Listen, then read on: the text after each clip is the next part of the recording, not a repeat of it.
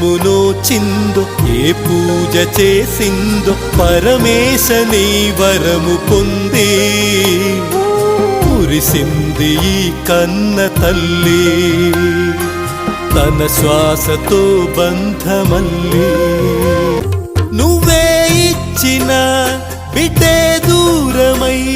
మోడై మిగిలే ఈ తల్లి పరమేశ పొంగే గంగతో గుండె తడిసిపోలేద జగదీశ ఇటువంటి తల్లి